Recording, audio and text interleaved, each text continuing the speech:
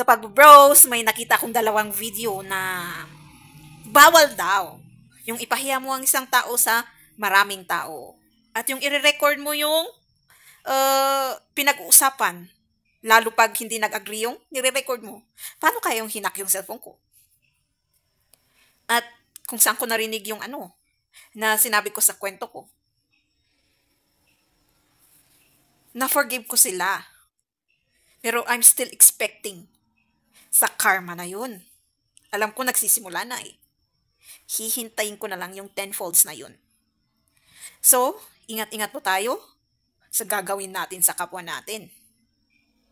Kasi hindi lang lows sa mundong to, pero mas malala pa ang low ng spirituality. Lalo pag sinaktan mo yun. Lalo pag nag-undergo ng spiritual healing yun. Kasi hindi lang ako nakakaramdam ng energy. So may proof na may nag-undergo ng spirituality pero hindi na nila alam na nag-undergo sila. May kasi nagbebenta din ako ng gemstone. Yung mga ibang naghahanap ng gemstone, sinasabi nila sa akin kung paano nila nararamdaman yung energy sa bato na yun. Kung yung bato na to na binili nila sa akin is malakas ang energy kaysa yung isa. Mag-ingat tayo sa gagawin natin sa kapwa natin.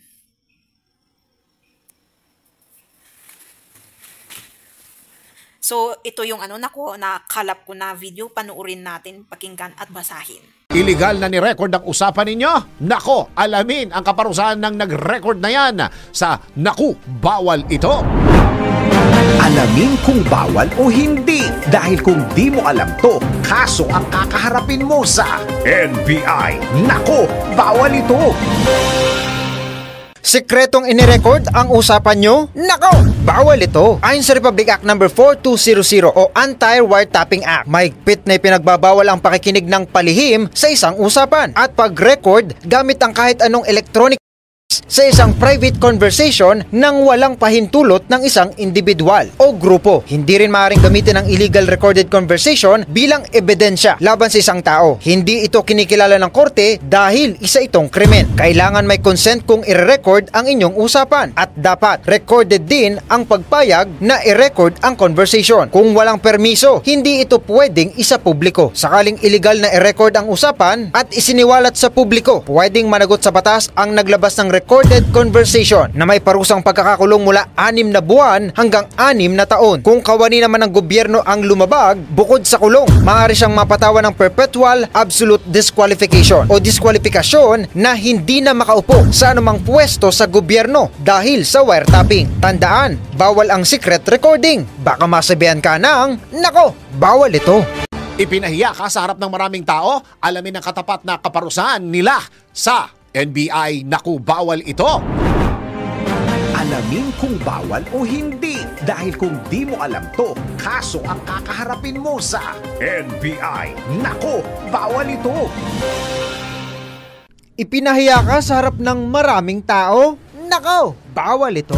Hindi may iwasan ang mga taong mataas ang tingin sa sarili, lalo na kung minsan ginagamit pa ang kanilang posisyon para sa kapangyarihan. Kaya paano kung naka-encounter ka ng ganitong klaseng tao at ipinahiya ka sa isang lugar na pampubliko? Nako, alam mo bang labag sa batas yan? Ayon sa Article 359 ng Revised Penal Code, mahigpit na pinagbabawal sa batas ang pagsasagawa ng anumang kilos na maaring magbigay ng kahihiyan, kasiraan o aksyon na maaring humamak sa isang tao. Bukod sa masasakit na salita, kabilang dito ang pisikal na pananakit kagaya ng pananampal sa muka o kaya na may pandudura sa isang individual sa harap ng maraming tao. Alinman sa mga ito, sa mata ng batas, ito ay may tuturing na slander by deed at ito ay may kaparusahang pagkakakulong ng mula 4 na buwan hanggang 2 taon at mayroon ding multa na 20,000 piso hanggang 100,000 piso. Kaya paalala, bawal mamahiya. Baka masabihan ka ng, nako,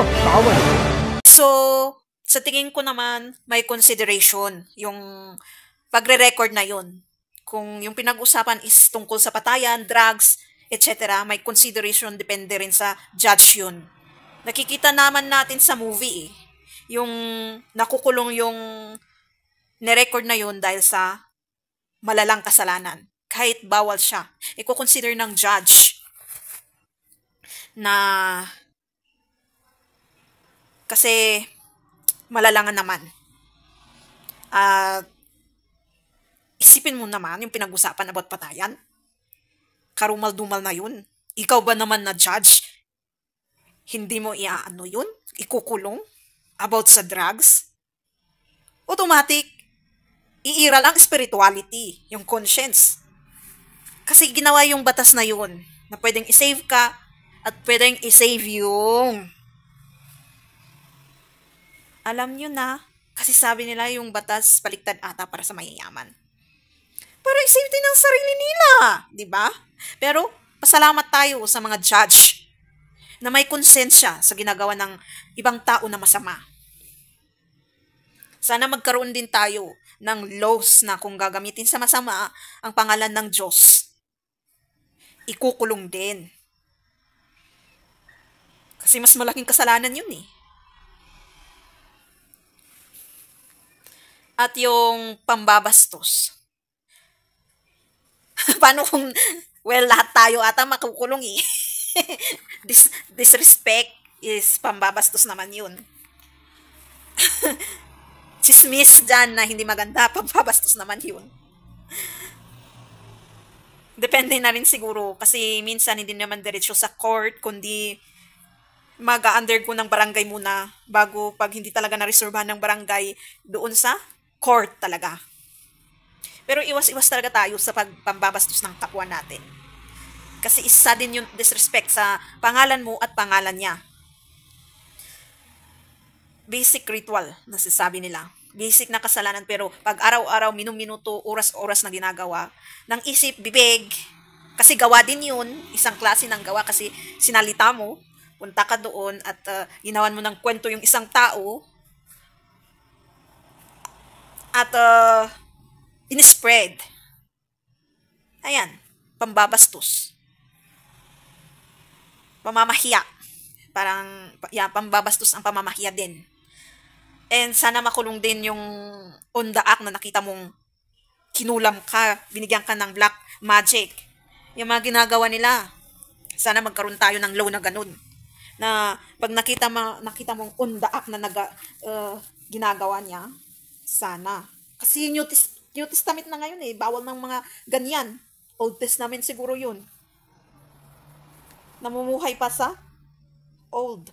Kaya yung mundo nasa chaos. Kasi ginagawa pa natin. Kaya magulo ang pamilya natin. Kasi ginagawa pa natin. Ang pagkakaibigan. Ang pakikipagsalamuha. Imbis na better, naging bitter. Kaya bitter tayo sa isa't isa. Kaya walang magandang umaga, hapon, oras, minuto sa buhay mo. Kundi parang lahat problema. At lahat ng nakakasalamuha is parang kaaway. Yung pati sarili mo, kinakaaway mo. Yan ang effect ng mga black magic na ginagawa ng mga kapwa natin sa kapwa nila. Kasi ina-affect nila yung yung magandang frequency energy ng universe. Siyempre, ina-absorb ng universe yun. Ina-absorb din ng 144 key personals dyan kasi isa sila sa mga taong tutulong sa atin para i-balance yung positive and negative frequency and energy na yan. Tapos, masaktuhan mo yung 144K na personal na isang bitter at laging nega, mamamanifest niya yung negative or evilness or antichrist sa mundo. Di in chaos talaga ang mga tao. Kasi ang isang 144K, sinabi ko din sa kabilang channel ko sa English, is isa sila sa pinakamalakas mag-manifest negative or positive. Kaya siguro buong mundo, walang alam kundi nega, bitter, normal lang ang gumagawa ng sins. Normal lang ang pag-iisip, pagsasalita ng hindi maganda sa kapwa. And laging nakikita is unhappy moment. Hindi nila na nakikita yung bakit sila nabubuhay, bakit pa rin kaya nilang mabuhay kahit ganun ang buhay nila, yung experience nila, na hindi nila nakikita ang tulong ng Diyos sa kanila, sa atin. Hindi natin nakikita yung positive, laging negative, etc. So, ayan. Effect ng ating mga ginagawa sa ating mga kapwa at sarili. So, I hope and manifest pero mangyayari naman talaga yung change kasi nagsisimula naman na. Nagsisimula naman. Nasa tao lang kung i-allow nilang bumalik sila sa dati. Sa dati nilang hindi magandang pakiramdam. And good luck sa atin.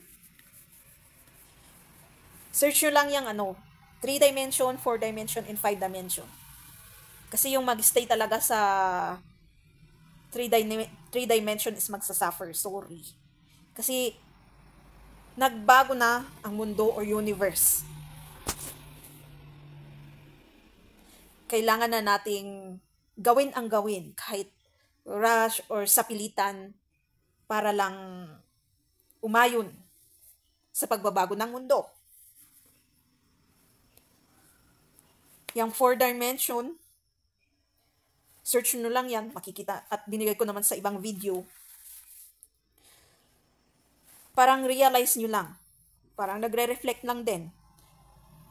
Kung may bagong sitwasyon, information na dumating sa'yo, parang i-reflect mo. At konting realization kung anong nangyayari sa buhay mo. Kung bakit anong problema. And gusto kong idagdag din yung inner work na sinasabi nila. Yung inner work na yan is yung reflection ng mga consequences ng desisyon na feeling mo, hindi feeling actually, kasi nangyari namin, kung yung i-reflect mo is nangyari na naka-apekto sa iyong buhay, sa iyong relationship, sa iyong pamilya, sa iyong friendship. Consequences na sinasabi nila. Acceptance, kung sino ka, mabuting tao or masama. Repentance, yung humingi ka ng tawad sa Panginoon ng mga kasalanan mo at darating pa, o lalong-lalo yung bloodline sins na pinapasa ng ating ancestral sa atin. Kasi hindi talaga natin maiiwasan, maiiwasan. Kasi minsan yung natural sins na yan, nadadagdag sa ugali talaga natin eh. Andito tayo, or tayo mismo, ang hahadlang.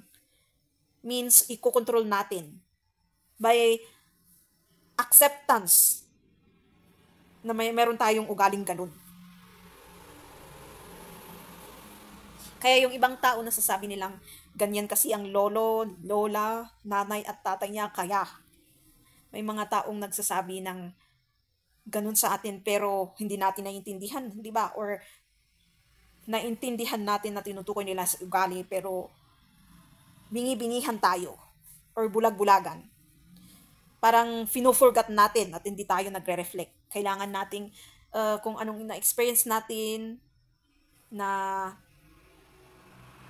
sa action na ginawa natin tapos biglang may nangyari na hindi maganda, ay, huwag mong kalimutan na mag-go further reflect kung bakit nangyari yun. Minsan, meron din dahilan yung accident na nangyayari sa atin. Hindi lang basta accident. Car accident. Baka, kaya mas maganda bago magbiyahe, ganito, ganyan, mag-pray muna. Kasi minsan, yung accident na yan is mga sinasabing hindi maganda ng tao sa ating smear campaign, napunta sa sitwasyon na yun, makaka-car accident ka. Or kung magsiswimming, malulunod ka. So, mas magandang lahat ng gagawin, lalo pag travel, kasiyahan, ganyan.